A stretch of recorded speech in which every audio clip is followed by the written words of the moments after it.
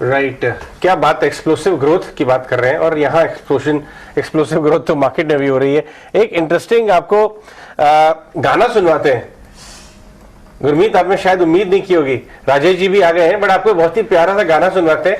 हमारे आपके चहेते विजय केडिया जी ने नया गाना गाया है कि क्यों आपको इंडिया मार्केट शॉर्ट नहीं करना चाहिए, वो सुनवाते हैं। हमारे साथ हमारे नूरेश जी भी आ गए। नूरेश जी और धर्मेंद्र में एक बहुत ही खास बात है, क्योंकि नूरेश जी और धर्मेंद्र बाहर से एकदम गर्म लगते हैं, अंदर से एकदम नरम है, हमेशा इतना सीरियस फेस। नूरेश मुस्कुराइए, क्या जबरदस्त सदाबहार रैली चल रही है आपके मार्केट में। आइए एक सुनाते हैं, उसके बाद हम टेक्निकल चैट्स लेके आगे बढ़ेंगे। अब एक सीक्रेट तुझे अपन भी बताएगा, अब एक सीक्रेट तुझे अपन भी बताएगा। इंडिया को शॉर्ट किया तो गॉड बिना बचाएगा। इंडिया हबीब मेरा, इंडिया नसीब है, तू बड़ा ही अजीज है, तू बड़ा ही अजीब है। जो भी तुझको लेके बैठा वही खुश नसीब है।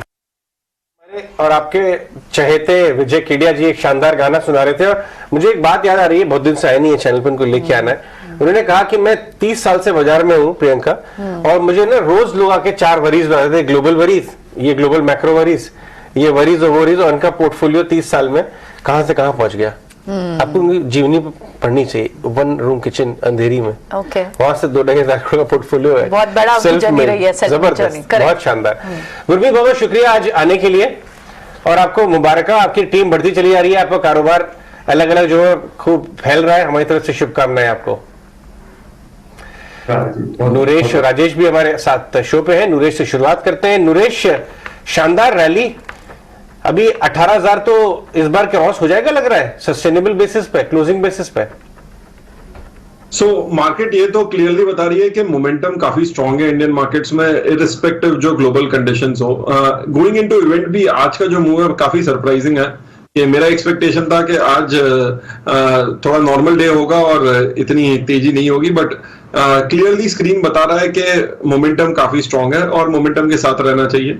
और ओवरऑल एक बार फेड इवेंट चला जाए, फिर स्टॉक स्पेसिफिक और भी अपॉर्चुनिटीज बढ़ते जाएगी, क्योंकि आज का जो दिन है उसमें इंडेक्स स्टॉक्स ने ज्यादा पार्टिसिपेट किया है, ब्रॉडर मार्केट्स ने उतना नहीं किया है, काफी हैवी वेट्स ने किया हुआ है। सो ओवरऑल व्यू यही है, ट्रेंड स्टॉक स्पेसिफिक पॉजिटिव है, और एक बार 17,800-900 के ऊपर जब हम टिकने लगते हैं पोस्ट इवेंट भी, तो और भी पॉजिटिव मोमेंटम बढ़ सकता है काफी स्टॉक्स में।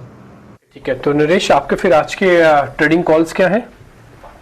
दो स्टॉक्स रहेंगे। सबसे पहले रहेगा बाय ऑन यूनाइटेड स्पिरिट्स, जिसने एक ट्रायंगल ब्रेकआउट देने के बाद अभी भी कंसिस्टेंटली परफॉर्म कर रहा है लास्ट 3-4 दिन से। फ्रेश ब्रेकआउट हो जाएगा 880 के ऊपर, स्टॉप लॉस होगा 850, अभी टारगेट होगा 940। दूसरा है सन फार्मा, जो फाइनली 900 के जो ब्रेकआउट था लास्ट 3-4 वीक का, वो हो चुका है। अब मिनिमम टारगेट प्राइस होगा 950, और 950 के बाद लॉन्गर टर्म ब्रेकआउट भी हो जाता है। सो यहाँ पे एक छोटा ट्रेड पहले रहेगा, स्टॉप लॉस 885, टारगेट 950। बड़ा इंटरेस्टिंग है, दवा और दारू के एक साथ ही शेयर आ गए, यूनाइटेड स्पिरिट्स और सन फार्मा। पहले जो मर्जी इस्तेमाल कर लो। देखिए माहौल को देख के ना अलग अलग चीज लेनी पड़ती है। अगर आपका मूड हो जाओगे, मूड दोनों से ठीक हो सकता है।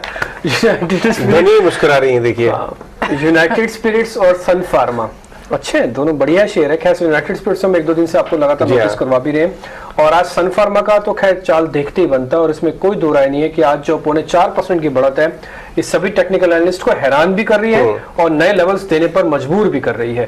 तो आपको यहाँ पे मिल रहे हैं यूनाइटेड स्पिरिट्स और सन फार्मा। नरेश बहुत शुक्रिया, थैंक यू वेरी मच। आगे बढ़ते हैं, अब जरा राजेश जी से पता कर लेते हैं उनके ट्रेडिंग कॉल्स का। ध्वनि भी इस बीच हमारे साथ जुड़ चुके हैं। राजेश जी जरा बताइएगा आपका इंडेक्स पे भी, और फटाफट से फिर सौदे भी बता दीजिएगा। Good afternoon everyone. देखिए इंडेक्स पे व्यू तो बुलिश ही है। हम शो पे पहले भी जुड़े थे, 17,500 का वहां से हमने बाय का ही कॉल दिया था निफ्टी पे, और कंटिन्यू है व्यू। और अब 17,700 के ऊपर सस्टेन कर रहे हैं, तो यहाँ से हम एक्सपेक्ट कर रहे हैं 18,100 और वो लेवल के बाद नए हाई की तरफ भी मार्केट बढ़ते हुए दिख सकता है। तो इमीडिएट टारगेट हमें लगता है 18,100 की तरफ निफ्टी में आते हुए दिख सकता है। यहाँ पे 17,750 इंपॉर्टेंट लेवल है, वो एक स्टॉप लॉस जैसा यहाँ पे काम करना चाहिए। बैंक निफ्टी में भी व्यू पॉजिटिव है, अब 41,500 के ऊपर आज ट्रेड करते हुए दिख रहे हैं। अगर इसके ऊपर ही कंटिन्यू करेंगे तो नेक्स्ट टारगेट 42,200 से 42,500 नेक्स्ट टारगेट बनते हुए दिखेंगे। 40,500 पे जिस तरीके से मार्केट ने सपोर्ट लेके जो बाउंस दिया है वो क्लियरली दिखाता है कि पुट राइटर्स का बेस जो है वो काफी स्ट्रॉन्ग बेस है। और अब आज के सेशन में देखें तो काफी पुट राइटर्स ने अपनी पोजीशन हायर स्ट्राइक पे शिफ्ट की 41,000 41,500। तो हमें लगता है ये सीरीज में भी ये लेवल सपोर्ट जैसा काम करेंगे और 42,200 की तरफ बैंक निफ्टी में हमें लगता है नेक्स्ट टारगेट आते हुए दिखेगा। स्टॉक स्पेसिफिक आज बाइंग इंटरेस्ट फार्मा स्टॉक्स में काफी अच्छा देखने को मिल रहा है, उसी में से हमने डॉक्टर रेड्डी को यहाँ पे आइडेंटिफाई किया। आज जिस तरीके से 4200 के ऊपर वापस स्टॉक आया है, एक शॉर्ट कवरिंग का मूव यहाँ पे बनते हुए दिख रहा है। हम एक्सपेक्ट कर रहे हैं जिस तरीके से फार्मा स्टॉक्स में एक बाइंग आया है तो डॉक्टर रेड्डी के साथ हम जाना चाहेंगे। 4350 4400 तक के अपसाइड के टारगेट हम यहाँ पे शॉर्ट टर्म में एक्सपेक्ट कर रहे हैं। 4150 का स्टॉप लॉस रखेंगे। दूसरा स्टॉक सीमेंट स्पेस से और उसमें जेके सीमेंट, ये स्टॉक पे हमने पहले भी बाय रिकमेंडेशन दिया, लेकिन जिस तरीके से जेके सीमेंट का यहाँ पे सेटअप है, अगर आप वीकली चार्ट इसका देखेंगे तो एक 2 से 3 वीक का एक कंसोलिडेशन यहाँ पे देखने को मिल रहा है और डेली सेटअप पे एक फ्लैग फॉर्मेशन बन रहा है जिसका ब्रेकआउट हमें लगता है बहुत जल्द होते हुए दिखेगा और स्टॉक में एक अच्छी बड़ी तेजी कंटिन्यू होते हुए दिखेगी। 3050 तक के अपसाइड के target trading point of view से आ सकते हैं। 2875 स्टॉप लॉस होगा। और तीसरा स्टॉक होगा बैंकिंग फाइनेंशियल से, जो कि एक सेक्टर है क्लियर कट अपमूव यहाँ पे दिखा रहा है और एक आउट परफॉर्मेंस बना हुआ बैंकिंग फाइनेंशियल में। तो इंडसइंड बैंक के साथ जाना चाहेंगे, काफी स्ट्रॉन्ग यहाँ पे मोमेंटम बना है। अगर इसको वीकली चार्ट पे एनालाइज करें तो ऑलमोस्ट एक यहाँ पे यू शेप रिकवरी बनी है और स्टॉक में जो प्रीवियस स्विंग हाई थे अक्टूबर 2021 के, वो लेवल भी यहाँ पे सरपास हुए। तो अब हमें लगता है जिस तरीके से यहाँ पे एक राउंडिंग बॉटम बना के स्टॉक में जिस तरीके से ब्रेकआउट हुआ है, ये स्टॉक एक अच्छा मोमेंटम कंटिन्यू करेगा। 1320 ट्रेडिंग टारगेट हम यहाँ पे एक्सपेक्ट कर रहे हैं। 1240 का स्टॉप लॉस होगा। शानदार तेजी इंडसइंड बैंक में और लगातार बनी हुई है, रुकने का नाम नहीं ले रही इंडसइंड ये बैंक। रिजल्ट्स तक अभी 5 अक्टूबर के आसपास रिजल्ट हैं, तो 15 दिन और हैं। ये कहीं ना कहीं उस डायरेक्शन में जा रहा है, pre result play. Correct. IndusInd bank और साथ ही सीमेंट प्ले, सीमेंट में भी लगातार एक पॉसिबिलिटी जिस तरह से कंसोलिडेशन पूरे स्पेस की दिख रही है कि कोई बड़े प्लेयर एंटर कर सकता है और उसके बाद मिड कैप सीमेंट प्लेयर्स में भी आपको अच्छे स्टॉक्स, अच्छी तेजी मोमेंटम जारी है। ध्वनि से समझता है कि वो इस वक्त कहाँ बेट करें। ध्वनि, गुड आफ्टरनून, बताएं आपकी बेट्स कहाँ होंगी? Good afternoon. मेरी तरफ से अभी फिलहाल 2 पिक्स रहेगी। एक सबसे पहली रहेगी बिरला कॉर्प में। बिरला कॉर्प अगर हम देख रहे हैं तो कल की जो मूवमेंट थी उसके बाद स्टॉक ने एक रिस्पाइट लिया है। यहाँ पे डेली चार्ट्स पे देखें तो जो पहले का एक यहाँ पे जोन बन रहा था, जो हम बात कर रहे हैं मई के महीने में, वहां पे एक टॉप बनाया था। उसके बाद स्टॉक उसे वहां से प्राइसेस क्रॉस नहीं कर पा रही थी। सेम लेवल्स पे कल हमने एक लो बनाया और वहां से स्टॉक ने आज हमें ऑलमोस्ट एक 5% तक का एक अपमूव दिया है। इसमें एक कंडीशनल कॉल रहेगी। हम इसमें प्रीवियस डे के जो हाईज है उसको क्रॉस करने पे बाय करेंगे। 1100 के लेवल्स के ऊपर बिरला कॉर्प में बाय रहेगा। उसमें जो स्टॉप लॉस है वो हम 1060 का मेंटेन करेंगे और जो टारगेट यहाँ पे बनती है वो 1190 की बनती है। दूसरी पिक मेरी जो रहेगी वो अदानी ग्रीन में रहेगी। अदानी ग्रीन हम लोग यहाँ पे जब स्टॉक देख रहे हैं तो एक डेली पे यहाँ पे एक ट्रेंड लाइन जो डाउनवर्ड स्लोपिंग ट्रेंड लाइन बन रहा है उसका ब्रेकआउट यहाँ पे बन रहा है। जो स्टॉक है उसने वीकलीज पे भी यहाँ पे हमें एक अच्छा खासा मूव भी दिया है, एवरेजेस ऊपर अच्छे से चल रहा है। तो इसमें करंट लेवल से हम बाई की रिकमेंडेशन देंगे और इसका जो टारगेट रहेगा वो 2800 तक का टारगेट अचीवेबल है और स्टॉप लॉस जो रहेगा वो 2350 का मेंटेन करना है। कॉप पे तो आपका कंडीशनल बाय पूरा मीट हो गया। ध्वनि, आपके बात करते करते 1100 आ गया स्टॉक। सो 1105 इनफैक्ट चल रहा है। आप जब बात शुरू करेंगे तब से लेकर अब तक में 8-9 रुपए का तो मूव यहीं पर आ गया। 1190 अब यहाँ टारगेट होगा। इनफैक्ट अगर इसका चार्ट देखें तो बात करते करते स्टॉक चल रहा है, इसमें लेवल्स ऊपर के 1190 तक के लेवल्स दे रही है। ध्वनि, यहाँ जो दूसरा शेयर है इनका अदानी ग्रीन्स, वो बहुत जोर का चल सकता है। उसके अंदर ब्रेकआउट है और कोई बड़ी बात नहीं है कि ये 2 ही दिन में आपको 200-300 रुपए दे दे। ये 2400 का शेयर है, 2800 का ये टारगेट बन सकता है। ये बहुत अच्छे से रिसर्च किया हुआ शेयर है। और ब्रेकआउट की बात करें, सुबह हमने अदानी विल्बर में भी फ्लैट था स्टॉक, जब उसके अंदर स्पॉट किया था ब्रेकआउट, आया था। और आप अदानी अदानी विल्मर को लेके आए, सर्किट लग गया उसके अंदर। इसके पीछे पीछे आपका पतंजलि में भी फूड्स पे। सर्किट लग गया, पतंजलि फूड्स, और इसमें बहुत मौका मिला था। आज पहले आधे घंटे में दोनों में सॉलिड मौका मिला था। आज किस तरह की वॉल्यूम राजेश, दोनों पतंजलि 1400 आज क्रॉस किया, विल्मर भी काफी दिनों के बाद अच्छे मूव पे सर्किट लगाए, क्या लेवल्स दिख सकते हैं दोनों में? काफी स्ट्रॉन्ग ब्रेकआउट हुआ अजय जी पतंजलि का। अगर हम सेटअप देखें तो काफी बड़े कंसोलिडेशन का ब्रेकआउट वीकली चार्ट पे बनते हुए दिख रहा है। अब स्टॉक में जिस तरीके के मूव बने, अभी अपने जून 2021 के हाई को अब यहाँ पे स्टॉक ने क्रॉस किया है। हमें लगता है जिस तरीके के ब्रेकआउट यहाँ वीकली चार्ट पे बने हैं, ये स्टॉक का नेक्स्ट टारगेट आना चाहिए 1550 से 1600 तक की अपसाइड भी यहाँ पे आते हुए दिखेगी। तो एक बड़े कंसोलिडेशन में अच्छा एक्यूमुलेशन लोअर साइड पे हुआ, और अब जो ब्रेकआउट हो रहे प्राइस ब्रेकआउट, वो ये दिखाता है कि स्टॉक एक अच्छी अपमूव यहाँ से कंटिन्यू करेगा। 1550-1600 के टारगेट के लिए बने रहना चाहिए। स्टॉप लॉस रखे करीब यहाँ पे 1330 के आसपास। अडानी विल्मर में भी आज अपर सर्किट लगा है, और स्टॉक में जिस तरीके के ब्रेकआउट यहाँ पे डेली वीकली चार्ट पे बनते हुए दिख रहे हैं, नेक्स्ट टारगेट हमें लगता है इमीडिएट जो टारगेट इसका आना चाहिए वो 840 से 860 तक आते हुए दिख सकता है। तो इसमें भी जिनके पास पोजीशन है बने रहना चाहिए। 730 अब स्टॉप लॉस होगा, और 860 के अपसाइड के लिए इसमें पोजिशनल बेसिस पे बने रहे अडानी विल्मर में। एक बार दोबारा के टारगेट बताएंगे दोनों में? अडानी विल्मर का टारगेट 860 तक हम एक्सपेक्ट कर, और 730 का स्टॉप लॉस होगा। पतंजलि में हम एक्सपेक्ट कर रहे हैं टारगेट 1550 से 1600 तक के, स्टॉप लॉस होगा यहाँ पे 1330 का। ये बहुत अच्छे मोमेंटम है दोनों ही स्टॉक्स में। पतंजलि हो सकता है 1500, क्योंकि अगर ये स्प्लिट होना और मतलब 4 अलग अलग कंपनीज के और आईपीओज आने हैं, तो ये फिर ये 1500 होने की दावेदारी काफी बढ़ जाती है। राइट, इसको हम डेफिनेटली अपने रडार पे रखेंगे। ध्वनि, आपको हॉस्पिटल स्टॉक्स में कमाई की ध्वनि आती हुई नजर आ रही है क्या? 4-5 दिनों से इतने ज्यादा खबर आ रही है हॉस्पिटल में एमएनए की, कि हमारे जो लिस्टेड प्लेयर्स हैं, अपोलो, शेल्बी, फोर्टिस कल चल रहा था, कहां पे बढ़िया पैसा बन सकता है यहां से भी? रिस्क रिवॉर्ड किसमें अच्छा लग रहा है आपको? अपोलो का स्टॉक यहाँ पे देख रहे हैं ऑलरेडी आज के दिन में हमें एक 6% से भी ज्यादा का अपमूव मिल चुका है। तो इसमें फ्रेश एंट्री के लेवल्स अभी नहीं बनेंगे, बट डेली चार्ट पे अगर हम देखें तो एक बहुत ही simple downward sloping trend line यहाँ पे बन रही है। उसका जो नेक्स्ट ब्रेकआउट लेवल बन रहा है तो हमें 4650 के ऊपर बन रहा है। अगर हमें अपोलो हॉस्पिटल में इस लेवल के ऊपर का कारोबार देखने को मिलता है तो स्टॉक में एक फ्रेश ब्रेकआउट बनेगा यहाँ पे, और उसके बाद जो नेक्स्ट टारगेट्स इसके अंदर जो बन रहे हैं, तो फर्स्ट टारगेट 5180 का बन रहा है। ठीक है, और इनफैक्ट बिल्कुल कुछ और स्टॉक्स भी देख लेते हैं। आज आपने देखा टू व्हीलर स्पेस के स्टॉक्स भी अच्छे चल रहे हैं। इनफैक्ट ऑटो पैक से भी अब आपको कुछ स्टॉक्स तो सामने निकल कर आए हैं। टीवीएस मोटर जैसे counters, Eicher motor, hero motor Corp, यहाँ पर भी आपको मूव देखने को मिली है। ऑटो स्पेस कभी भी खैर रुका नहीं था, लेकिन शायद थोड़ा सा साइडलाइन में था, लेकिन अब फिर से मोमेंटम जो वापस आए हैं इस स्पेस में, आपको क्या पसंद आ रहा है राजेश? तो क्लियरली आयशर मोटर हमारा यहाँ पे प्रेफर्ड पिक रहेगा, और जिस तरीके के सेटअप आयशर मोटर में हम यहाँ पे पोजिशनल जो टारगेट एक्सपेक्ट कर रहे हैं वो आना चाहिए करीब 4300 से 4400 तक के। तो हमारा क्लियरली इस पे बुलिश व्यू है, काफी समय से हम इसको लोअर साइड से रिकमेंड भी करते आ रहे हैं। हम यहाँ पे मान के चल रहे हैं जिस तरीके से यहाँ पे daily weekly monthly time frame पे जो ब्रेकआउट हुए हैं, काफी बड़े ब्रेकआउट है यहाँ पे लॉन्ग टर्म चार्ट पे। 4300 4400 इसके पोजिशनल टारगेट होंगे, और यहाँ पे कंटिन्यूटी हमें लगता है कि रहेगी स्टॉक में। तो Eicher buy on dips category का स्टॉक है, स्टॉप लॉस होगा यहाँ पे 3600 के आसपास।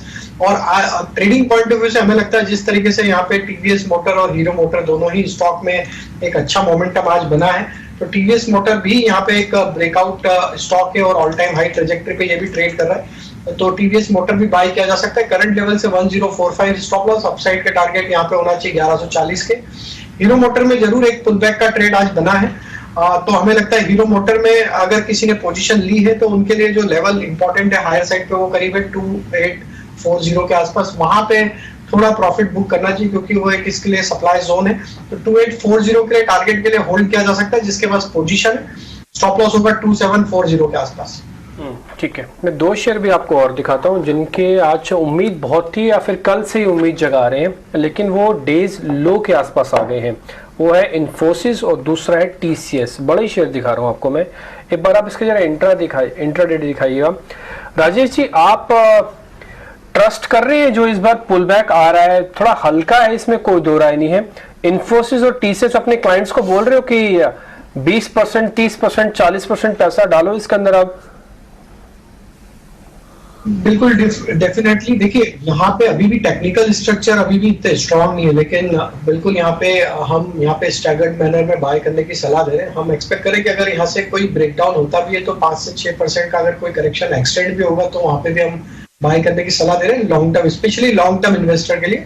ट्रेडिंग पॉइंट ऑफ व्यू से अभी अवॉइड है, लेकिन लॉन्ग टर्म इन्वेस्टर्स के लिए हम यहाँ पे बाय एंड एक्यूमुलेट की स्ट्रेटेजी आईटी स्टॉक्स में रखी है, जिसमें हमारी प्रिफर्ड पिक जो आईटी में है वो टीसीएस, इन्फोसिस और मिड कैप आईटी स्पेस से हम एलटीटीएस, ये 3 स्टॉक्स और टेक महिंद्रा, ये स्टॉक्स पे हमारा कंटिन्यूस बाइंग का ही व्यू है।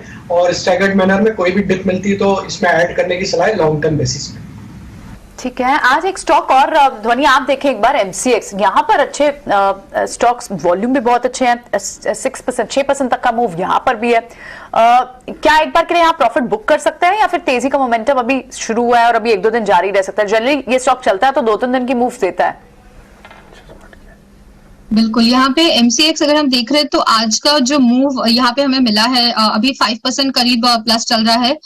इसमें करंट लेवल्स पे मैं बोलूंगी कि आप प्रॉफिट जो भी हो रहा है, आपने अगर लोअर लेवल्स पे एंट्री करी है तो आप प्रॉफिट एक बार बुक कर लीजिए, क्योंकि इसमें ऊपर की तरफ में रेजिस्टेंस लेवल्स मेरे को काफी दिख रहे हैं। यहाँ पे 1300 के कॉल ऑप्शंस में काफी अच्छी राइटिंग और एडिशन हो चुकी है, और जो यहाँ पे मूविंग एवरेज भी बन रहा है तो 50 पीरियड्स का एक मूविंग एवरेज यहाँ पे बन रहा है 1295 के लेवल्स के पास। तो उसके ऊपर अगर हमें यहाँ पे मूव मिलती है तो उसके बाद हम फ्रेश एंट्रीज करेंगे, बट अगर पहले से पोजीशन है तो करंट लेवल्स पे यहाँ पे बुक करने की सलाह रहेगी। राजेश, एक स्टॉक की आपको मैं शेयर कराऊं, ये नीचे के लेवल्स की यात्रा करने चला गया था और आज वापस घूम के आया है, और वो है इंटरग्लोब एविएशन। देखिए क्या शानदार वॉल्यूम के साथ उसमें रिबाउंड आया है। हम यहाँ पे डिस्कस कर रहे थे डिम्पी, आपको याद है कि 1900 रुपए की तरफ जा रहा है, उसके नीचे जा रहा है। ये इनफैक्ट नीचे में 1 महीने का ग्राफ लेके आई है, ये आपको 1850 के नीचे मिला है। 100-150 रुपए का मूव, शानदार। ये देखिए, ये गया नीचे में 1835, आज 1920, ऑलमोस्ट 70-80 रुपए। आज का ब्रेकआउट क्या बता रहा राजेश, किस लेवल्स के लिए? तो देखिए अजय जी, यात्रा जरूर नीचे की करी थी, लेकिन इसकी फ्लाइट हमेशा ऊपर की तरफ ही उड़ती है। तो हमने ये जो एक डाउनफॉल आया था इंडिगो में, तो हमने 1860 के पुट जरूर बिकवाए थे क्लाइंट्स को, ताकि लोअर साइड पे स्टॉक को बाय करें। और आज डिस्क्लेमर भी दे दे कि आज हमने इंट्राडे में भी इस पे बाय कॉल ऑलरेडी इनिशिएट किया हुआ है 1912 के रेट पे। हमारे अपसाइड के target trading point of view से 1975 तक के ट्रेडिंग पॉइंट ऑफ व्यू से, तो हमने बिल्कुल बाय ही किया है इंडिगो को डिप में, क्योंकि अल्टीमेटली इसकी उड़ान ऊपर की तरफ वापस उड़ते हुए दिखना चाहिए स्टॉक प्राइजेस में भी। तो यहाँ पे हमने बाय ही किया है, और अब यहाँ पे अगर करंट लेवल पे कोई बाय कर रहा है तो यहाँ पे स्टॉप लॉस रखे करीब 1890 का, अपसाइड के टारगेट 1975, उसके बाद 2040। ठीक है, ऑल राइट, बिल्कुल। तो यहाँ पर आप ऊपर का लेवल दे रहे हैं इंटरग्लोब एविएशन में, तो यानी यहाँ से रिकमेंडेशन रहेगी कि आप खरीदारी कर सकते हैं। लेकिन इस बीच हमारे साथ सीसीएल प्रोडक्ट्स के सीईओ मिस्टर प्रवीण जयपुरिया हमारे साथ बने हुए बात करने के लिए। आज बहुत बहुत स्वागत है आपका मिस्टर जयपुरिया, क्योंकि हम देख रहे हैं जितने भी आप टी कॉफी इस सेगमेंट पर खास चर्चा के लिए हमने ये आपसे कॉन्वर्सेशन की है, ब्रोकरेजेस जितने भी है वो ये सजेस्ट कर रहे हैं कि जितनी भी ड्राइड कॉफी का जो स्प्रे है वो एक अच्छी डिमांड देख सकता है। कॉफी के प्राइसेस हमने देखा भी है, बड़े भी हैं। ऑन ग्राउंड सिचुएशन क्या है, आप कितनी इस क्वार्टर में करंट ग्रोथ देखते हैं? तो हमने पिछली साल जब हम गाइडेंस दे रहे थे तो हमने कहा था हम 15 to 20% वॉल्यूम ग्रोथ करेंगे इस साल। बट इस साल के शुरू में हमने देखा कि डिमांड जो है काफी अच्छी है और हमें काफी बेनिफिट मिल रहा है इंटरनेशनल मार्केट में। तो हमने अपनी जो है ये एक्सपेक्टेशन है वो 15-20% से 20-25% करी है, और इसी पे हम अग्रसर हैं। फर्स्ट क्वार्टर में भी हमें अच्छा ग्रोथ देखने को मिला, और हम आशा करते हैं कि पूरे साल में हमें ये ग्रोथ मोमेंटम देखने को मिलेगा। कॉफी के प्राइसेस काफी बढ़े हैं, बट जैसा कि आपको मालूम है हमारा जो है मॉडल वो कॉस्ट प्लस मॉडल है। तो जिस दिन भी जो कॉफी का रेट होता है और हम जब डील करते हैं तो हम उसी दिन उतने अमाउंट का कॉफी खरीद लेते हैं। तो इस वजह से कॉफी के प्राइसेस बढ़ने पे हमें रेवेन्यू का एडवांटेज मिलता है, और हमें प्रॉफिट जो है वो मेंटेन रहता है, जिसे हम कहते हैं पर किलो अगर हम प्रॉफिट देखें तो वो हमारा जो है वो कॉन्स्टेंटली मेंटेन रहता है। अब ये बताएं कि देखिए फैक्ट ऑफ द मैटर कि हिंदुस्तान में कॉफी ड्रिंकिंग का कल्चर जबरदस्त तरीके से फैल रहा है, दुनिया भर में भी यही ट्रेंड्स नजर आ रहे हैं। स्पेशली मिलेनियल्स और यंगर जनरेशन का कॉफी जो है वो प्रिफर्ड बेवरेज ड्रिंक बनती चली जा रही है। आपको इंक्रीमेंटल ग्रोथ क्या नजर आ रही है? और बिटवीन नाउ एंड से होली तक जब लोग खूब बाहर निकलते हैं, खूब खर्चा करते हैं और फेस्टिव माहौल रहता है, जेब में हाथ ज्यादा जाता है, खर्चे ज्यादा होते हैं, कॉफी का किस तरह से आपको डिमांड बढ़िया कैसी नजर आ रही है? तो पहली बात आपने सही बोला, इंडिया के अंदर और खासकर जो हम डेवलपिंग इकोनॉमीज देख रहे हैं, देखिए जो डेवलप्ड इकोनॉमीज हैं जैसे कि यूएस मार्केट हो गई या यूरोपियन मार्केट हो गई, ये ऑलमोस्ट मेच्योर्ड मार्केट्स होती हैं, कैटेगरीज यहाँ मेच्योर होती हैं, यहाँ से बहुत ज्यादा ग्रोथ नहीं आती। ग्रोथ आ रही है मार्केट्स लाइक एशियन सब कॉन्टिनेंट, जो साउथ एशियन सब कॉन्टिनेंट है या अफ्रीका कॉन्टिनेंट है, यहाँ से ग्रोथ आ रही है। और इंडिया में खासकर ज्यादा ग्रोथ इसलिए आ रही है कि इंडिया लार्जली जो है वो टी ड्रिंकिंग नेशन रहा है और कॉफी की कंजम्पशन यहाँ बहुत कम है। ज्यादातर साउथ इंडिया में ज्यादा लोग कॉफी पीते थे, अदरवाइज कॉफी को एक यहाँ लग्जरी ड्रिंक की तरह माना जाता था। बट अगर आप देखोगे पिछले 2-3 सालों में, 4 सालों में ये ट्रेंड धीरे धीरे चेंज हो रहा है।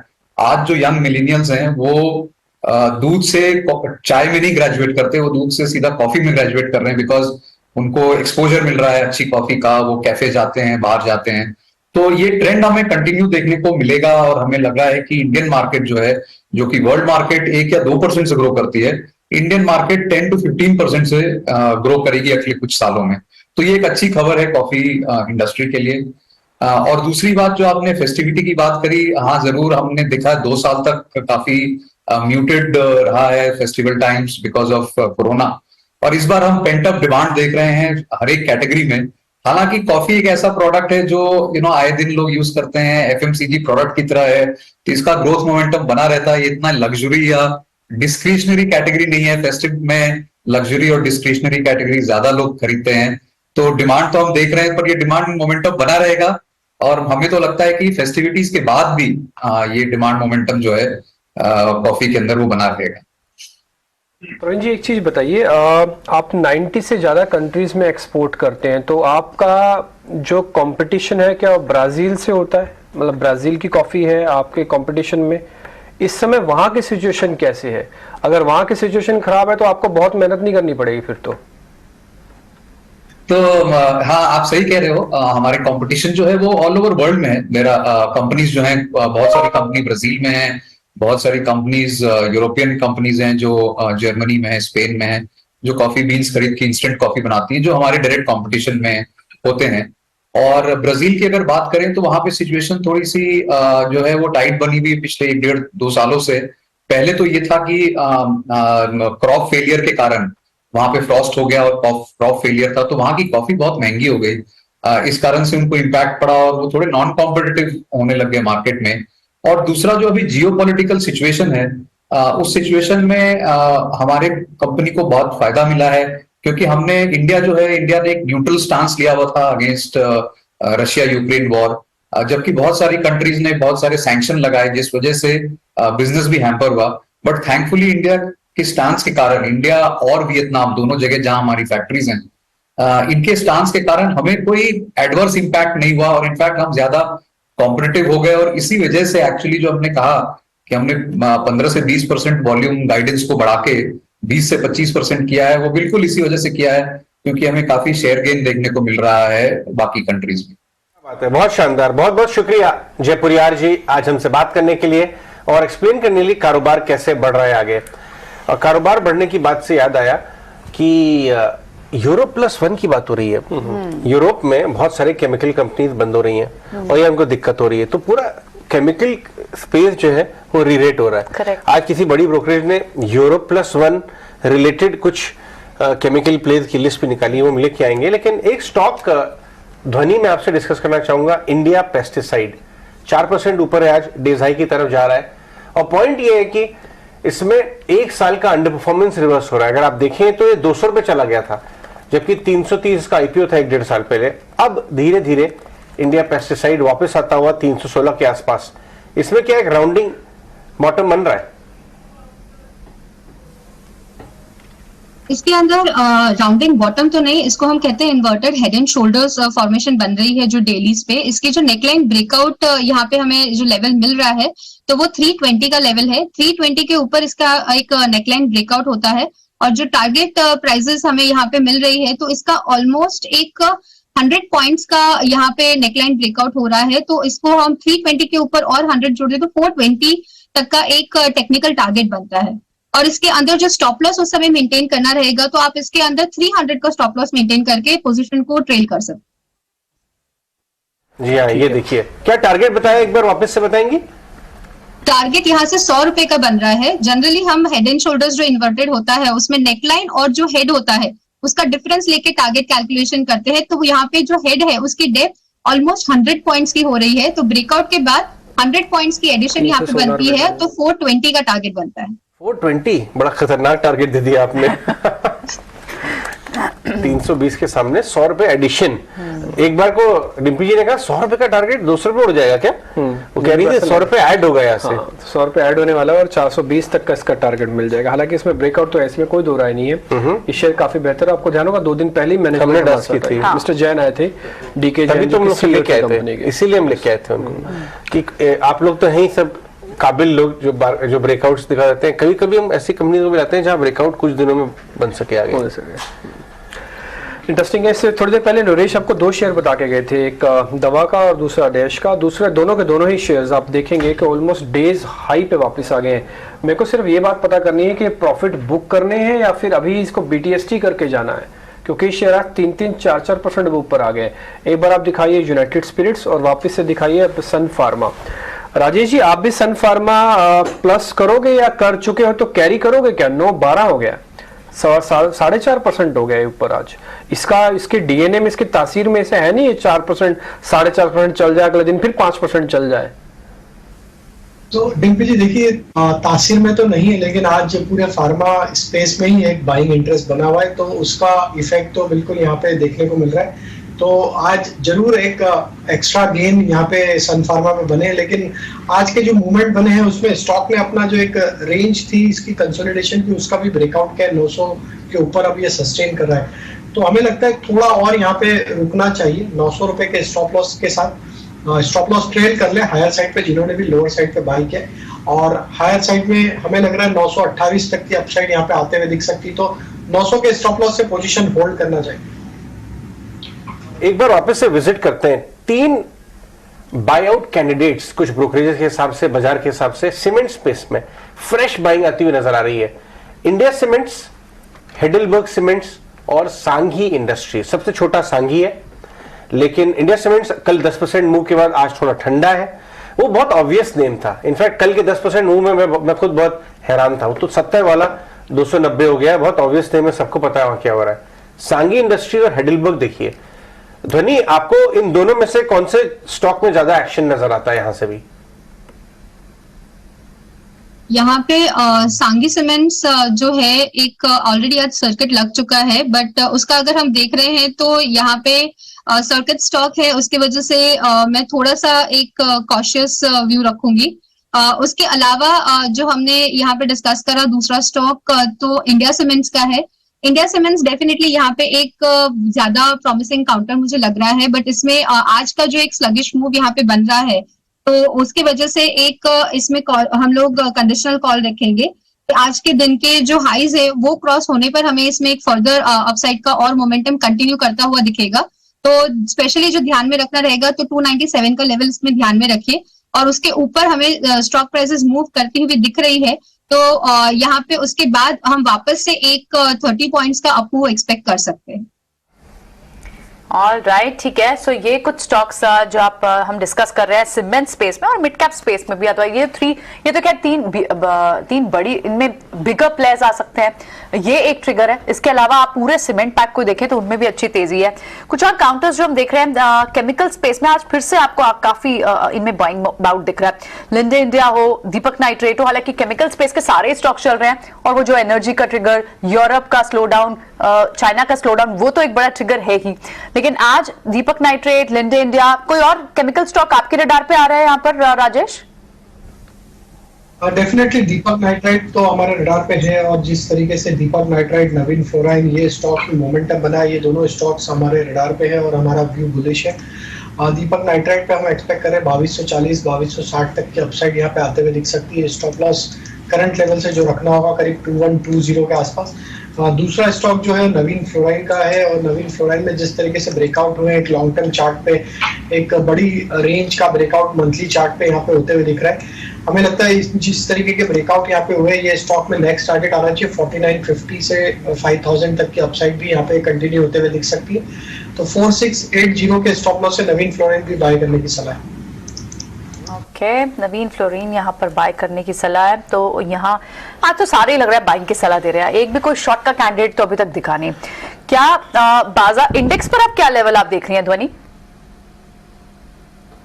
इंडेक्स पे यहाँ पे मुझे एक निफ्टी डेफिनेटली यहाँ पे हमें एक थोड़ा सा और अपसाइड मोमेंटम मिल सकता है। 18150 का लेवल है, वो मैं ध्यान में रख रही हूँ। बट मुझे बैंक निफ्टी से थोड़ा सा यहाँ पे डर लग रहा है, क्योंकि बैंक निफ्टी में जो आज देख रहे हैं तो प्राइवेट बैंक्स तो मूव कर रही है, बट पीएसयू बैंक्स का यहाँ पे पार्टिसिपेशन बिल्कुल भी नहीं दिखा है आज के पूरे दिन में। तो बैंक निफ्टी पे मेरा यहाँ पे ज्यादा एक कॉशियस व्यू बन रहा है, जो यहाँ पे निफ्टी को थोड़ा सा नीचे ड्रैग कर सकता है। बैंक निफ्टी में फिर भी ज्यादा एक डाउनसाइड का यहाँ पे टारगेट नहीं मिल रहा है। फर्स्ट लेवल जो यहाँ पे ध्यान में रखना रहेगा तो 41,000 का लेवल रहेगा। 41,000 लेवल के नीचे अगर हम स्लिप करते हैं तो यहाँ पे एक बेरिश मूव वापस से बनता है, बट अभी के लिए हम फिलहाल 41,000 का वेट करेंगे। ऑलराइट, इनफैक्ट अगर आप देखें ना, बैंक निफ्टी और निफ्टी दोनों, मैंने आपको बताया था शो स्टार्टिंग पे, अगर आपके मोटे मुनाफे वाली पोजीशन है तो आपको शर्माना नहीं चाहिए थोड़ा मुनाफा लेने में। ये एक्सपेक्ट करना कि वापस डिजायर बंद होगा, शायद वो प्रूडेंट ट्रेडिंग का काम नहीं है, बहुत उचित और समझदारी वाला काम नहीं है। टॉप से कितना नीचे आया है आप डिब्बी चेक करके बताएंगे तो?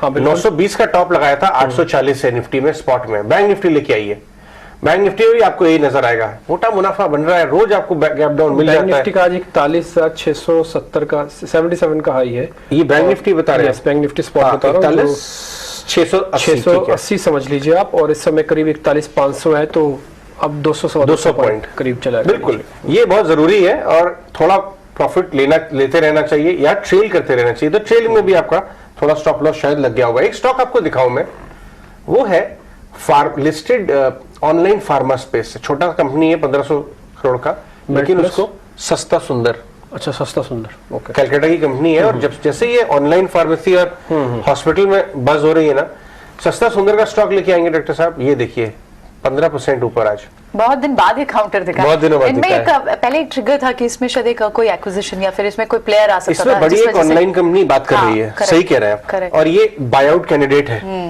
और इसीलिए जब अपने मैंने देखा हॉस्पिटल में काफी हो रहा है, पेपर में हर जगह आ रहा है, और स्टॉक चला नहीं था, तो शायद ट्रेडर्स इसके ऊपर आज एक्टिव हो सकते हैं। ये ट्रेडर्स फैंसी काउंटर रहा है, लेकिन बीच में बहुत साइडलाइन भी हो गए, बट आज देखिए 15% की। इसको जरा चार्ट पे देख के बताएंगे आप राजेश जी, सस्ता सुंदर। तो अजय जी देखिए, स्टॉक में एक बड़ा करेक्शन जरूर देखने को मिला। उसके बाद स्टॉक में जिस तरीके से बेस फॉर्मेशन हुए, ऑलमोस्ट स्टॉक ने अपना जो बेस बनाया करीब 275 280 के जोन में बनाया है। अब स्टॉक में जो रिकवरी बनी, अब अपने स्टॉक 20-50 डे मूविंग एवरेज के ऊपर सस्टेन करते हुए दिख रहा है। हमें लगता है जिस तरीके से एक बड़े करेक्शन के बाद स्टॉक में अब यहाँ पे रिकवरी बनी है, यहाँ से इमीडिएट जो टारगेट बनता है वो करीब है 385 के आसपास, वो इंपॉर्टेंट लेवल रहेगा इस रिकवरी का।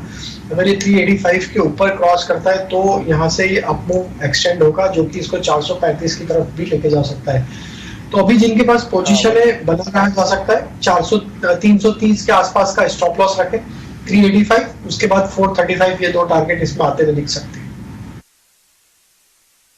पे आपको ये एक एडवाइस भी मिली है, 15% ये शेयर ऊपर भी है। छांट के हम आपके लिए शेयर लेके आते हैं ताकि आपको अच्छे से फायदा मिल पाए, और ये बस ये 10-20 शेयर में भी आप अगर काम कर लेंगे तो आपका काम हो जाएगा।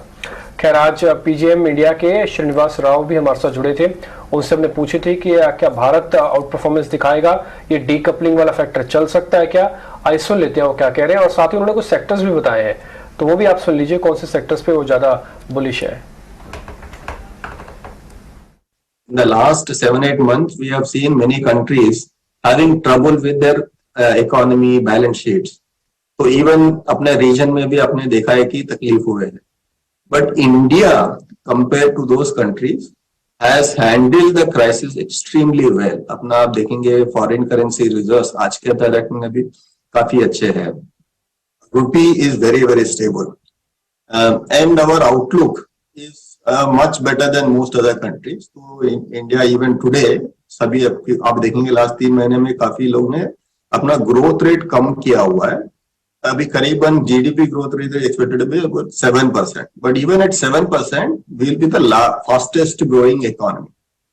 So ये macro stability combined with corporate growth, and also I would say one more softer aspect is on the way we are able to handle geopolitical issues. So आप देखेंगे तो recently हमारे प्रधानमंत्री interact with let's say Russian president, and there you can see the kind of power we are having today versus where we were 5-10 years back. So clearly we are emerging as a stronger economy and also stronger country. As a result, I think more and more investors are looking positively at India, and वही market में भी अपने को दिख रहा है. तो एक सेक्टर है हमारा मैन्युफैक्चरिंग, उसमें with in that capital goods, ये सेक्टर हमें लगता है कि काफी अच्छा करेगा. और उसके बाद होगा ऑटोमोबाइल्स. तो automobiles is other sector that we are very positive. So I would say broadly Indian manufacturing, I think last 5-6 साल से जो मेहनत चालू है to improve manufacturing in the country, whether it is in terms of PLI, whether in terms of other incentives that government has given, including the lower tax rates, will lead to better capex going forward. इसीलिए हमें capital goods sector अच्छा लगता है, overall manufacturing भी अच्छा लगता है. Right, तो कैपिटल गुड्स सेक्टर ये तो एक बड़ा सेक्टर है जहां पर कैपेक्स बड़ी थीम है, और ये कई सारे फंड हाउसेस के रडार पर भी, और लगातार हम भी कई बार इस चैनल पर कैपिटल गुड्स स्पेस की बात, मैन्युफैक्चरिंग, ये थीम बड़ी है जिन पर आपको इन्वेस्टेड रहना चाहिए. कुछ और स्टॉक्स जो आज काफी अच्छे मूव दिखा रहे हैं, रेन इंडस्ट्री, ये एक स्टॉक भी आज लगभग 5% की मूव है. इसमें भी कुछ सीमेंट प्ले तो है राजेश, ये भी एक बड़ा ट्रिगर हो सकता है क्योंकि स्पेशलिटी केमिकल का भी ट्रिगर है और साथ ही ये सीमेंट स्पेस में भी है. और आज क्योंकि पूरा सीमेंट स्पेस में ही वाइब्रेंस है, वहां बाइंग है, तो इस स्टॉक में भी अच्छी मूव है. लेकिन क्या एक बार के लिए बुक कर लें प्रॉफिट, क्योंकि बहुत सस्टेन तो रहते ही नहीं मूव इस स्टॉक में? डेफिनेटली. तो देखिए स्टॉक में जो मूव बना है, अभी भी स्टॉक पे देखें तो 200 मूविंग एवरेज एक रेजिस्टेंस जैसा काम करते हुए दिख रहा है. तो हमें लगता है जिनके पास लोअर साइड की पोजीशन है रेन इंडस्ट्री में, वो यहाँ पे पार्शियल प्रॉफिट बुक कर सकते हो. थोड़ा अगर ये 185-186 के आसपास आता है तो वहां पे भी प्रॉफिट बुक करके एग्जिट लेना चाहिए. स्टॉक में जो मेजर लेवल है रिवर्सल के, वो है करीब 193 के आसपास. जब तक वो लेवल को क्रॉस नहीं करता है स्टॉक वीकली क्लोजिंग बेसिस पे, तो थोड़ा जो भी पुल बैक आएगा वहां सप्लाई जरूर बना रहेगा. तो प्रॉफिट बुक करने की सलाह है. पार्शियल अभी कर ले, और पार्शियल अगर ये 186 के आसपास आता है तो वहां पे पूरा बुक करके एक बार एग्जिट लिया जा सकता है. ठीक है, बिल्कुल. और अब चलिए, बात 3 बज गए हैं और वक्त हो गया संजीव जी से बात करने का.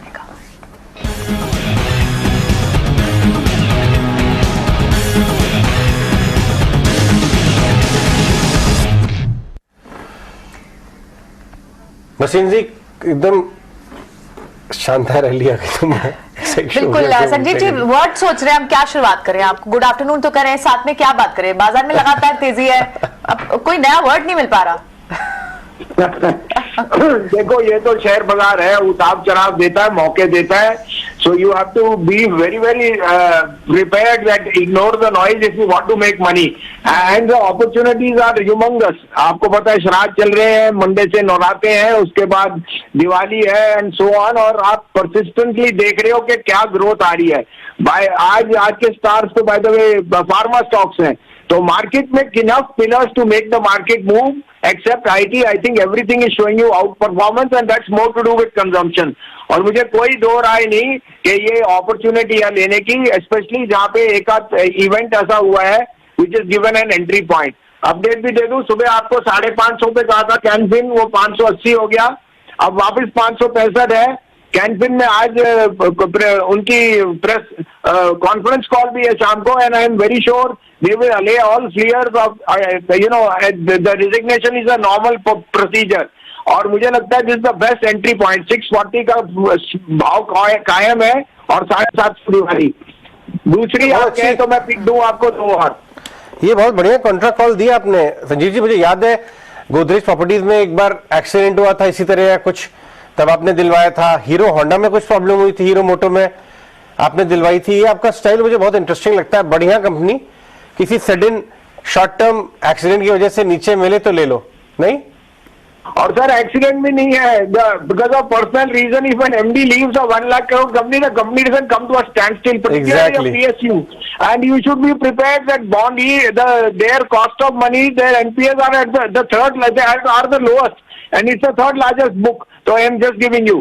Secondly, आप लीजिए Siemens, unquestionably the largest power supplier, and Siemens is in the best shape ever. Now this stock is hitting all time highs. अभी 3100 का टारगेट है, 2900 का स्टॉप लॉस, और ये आपको पिवटल प्ले मिल रहा है। I won't be surprised if you get a 4% upside tomorrow only. And third big is, Ajay ji आपको पता है कि Voda Idea has the government is converting their interest dues into equity at 1180. Now there is talk between the companies and the government whether they can do it at 12.5 or 1180, because the management has issued warrants at 12.5 to themselves. तो 9-20 में आपके लिए बहुत अच्छा मौका है 11 रुपए कमाने का। That's a 20% upside which can come very fast in Voda. Stop loss of 870. All right. Vodafone idea पे तो आपका ऊपर का टारगेट, आई थिंक 12 रुपए का टारगेट आपने एक बार पहले दिया संजीव जी। बिल्कुल 12.5 में तो वारंट इशू किया है वोडा और ग्रुप कंपनी ने, प्रमोटर ने, तो how can I not believe that. ठीक है, बिल्कुल। तो वोडाफोन आइडिया, सीमेंस अब एक फिलहाल नई पिक ऐड करते हुए, और मॉर्निंग में जो एक पैक दी थी उसी को पिक दी थी उसको रिट्रेट करते हुए, कैनफिन होम्स, ये 3 स्टॉक सजेशन अभी इस वक्त संजीव जी की तरफ से आ रहे हैं। ठीक है, शुक्रिया संजीव जी। कल फिर होगी आपसे मुलाकात सुबह, देखते हैं बाजार उस वक्त पर किन लेवल्स पर होगा। ये फिलहाल तेजी तो थमती हुई नजर नहीं आ रही है, और लेकिन इस बीच स्टॉक्स कई सारे अच्छे ऐड हो रहे हैं। कैपिटल गुड स्पेस में अभी फिलहाल सारे स्पेसेस चल रहे हैं, सारे सेक्टर्स चल रहे हैं। कैपिटल गुड स्पेस में भी कुछ स्टॉक्स तो हैं जिनमें आपको मोमेंटम दिख रहा है। क्या आप large caps capital good space का ज्यादा समय दिख रहा है? सीमेंस की कॉल की शुरुआत हुई है, क्या यहां पर राजेश मौके ढूंढने चाहिए? थर्मेक्स हो, एबीबी हो, अभी फिलहाल थोड़ी से शायद ब्रीदर ले रहे हैं स्टॉक्स। जी बिल्कुल। आज थोड़ा सा अगर हम देखें तो लास्ट कुछ दिनों से ही देखें तो थोड़ा साइडवेज कंसोलिडेशन देखने को मिल रहा है। एबीबी में भी अगर देखें तो थर्ड वीक है जहां पे एक कंसोलिडेशन एक्टिविटी देखने को मिल रही है। सीमेंस भी पिछले 3-4 सेशन से एक साइडवेज कंसोलिडेशन में, हमें लगता है थोड़ा सा ब्रीदर यहाँ पे लेने में रखा है। ओवरऑल तो सेक्टर का व्यू बुलिश ही है, और सारे ही स्टॉक्स को देखें तो एक अच्छे ब्रेकआउट के बाद हायर साइड पे सस्टेन करते हुए दिख रहे हैं। हमें लगता है थोड़ा यहाँ पे कंसोलिडेशन के बाद वापस से यहाँ पे एक अपमूव कंटिन्यू होते हुए दिखेगा। प्रीफर्ड पिक हमारी थर्मेक्स है, सीमेंस है और एबीबी, तीनों पे ही हमारा व्यू तो बुलिश ही है क्योंकि सेटअप इनके पॉजिटिव है। तो यहाँ पे वापस से इनमें रैली बनेगी तो एक्यूमुलेट किया जा सकता है। ये जो स्टॉक पे एक माइल्ड प्रॉफिट बुकिंग जो हुआ है, इसमें एक अपॉर्चुनिटी बन रही है यहाँ पे वापस से एक्यूमुलेट करने की, और तीनों स्टॉक्स काफी अट्रैक्टिव है टेक्निकल सेटअप के हिसाब से, लॉन्ग टर्म और शॉर्ट टर्म पर्सपेक्टिव से भी। ठीक है, ऑल राइट, एब्सोल्युटली। कुछ और स्टॉक्स हम देखते हैं। हनीवेल ऑटोमेशन, इस स्टॉक में भी आज बड़ी मूव है, लॉन्ग यहाँ पर भी बिल्टअप हो रहे हैं। ध्वनि, क्या आप इस स्टॉक को ऐड करेंगे? जी बिल्कुल। यहाँ पे इस स्टॉक को डेफिनेटली मैं करंट लेवल्स पे एक फेज वाइज में ऐड करूंगी। नीचे 39,200 के लेवल्स तक भी इसको ऐड करा जा सकता है, क्योंकि वीकलीज पे वहां पे एक बहुत ही अच्छा सपोर्ट लेवल बना है, उसी को यहाँ पे मानते हुए चल रहे हैं कि ये स्टॉक में और भी अपसाइड की मोमेंटम हमें मिल सकती है। करंट लेवल्स पे भी अगर इसको ऐड कर रहे हैं तो ऊपर की साइड में हमें जो अपसाइड के टारगेट्स मिल रहे हैं, तो वीकलीज पे ही हम यहाँ पे इसको एनालाइज कर रहे हैं तो 4700 का एक पहले स्विंग हाई बनाया था। और डेलीज पे भी अगर हम देख रहे हैं तो हमें ऑलरेडी पहले ही कुछ सेशंस पहले ही हमें इसमें एक गोल्डन क्रॉसओवर भी मिल चुकी है, और स्टॉक जो है वो डेलीज पे 50 पीरियड की मूविंग एवरेज में सपोर्ट लेके चल रहा है वहां से। तो करंट लेवल्स पे डेफिनेटली हनीवेल को भी ऐड करा जा सकता है। नीचे स्टॉप लॉस आप पोजिशनली यहाँ पे मेंटेन करिए 39,180 का, और वहां तक डिप्स पे ऐड भी करा जा सकता है। ठीक है, आप यहाँ डिप्स पे इसे ऐड करने की सजेशन दे रही हैं। लगभग आधे % की मूव है, लेकिन यहाँ लॉन्ग बिल्टअप दिख रहा है, और जिसके बेसिस पे बाय ऑन डिप्स की सजेशन यहाँ ध्वनि हमें दे रही है। लेकिन क्योंकि हम लगातार जिस तरह से बात करते हैं, यूरोप में स्लो डाउन है, यूरोप में एनर्जी क्राइसिस बढ़ा है, यूरोप +1 एक बड़ी थीम है जिसके चलते कई सारी कंपनियों को, डोमेस्टिक कंपनियों को फायदा होने की बात यहाँ की जा रही है। एक्चुअली एक बार समझ लेते हैं कि कौन सी कंपनियों को फायदा और नुकसान हो सकता है। डिटेल रिसर्च डिम्पी लेकर आए हैं हम तक, पहले वो एक बार समझ लेते हैं। डिम्पी बताएं।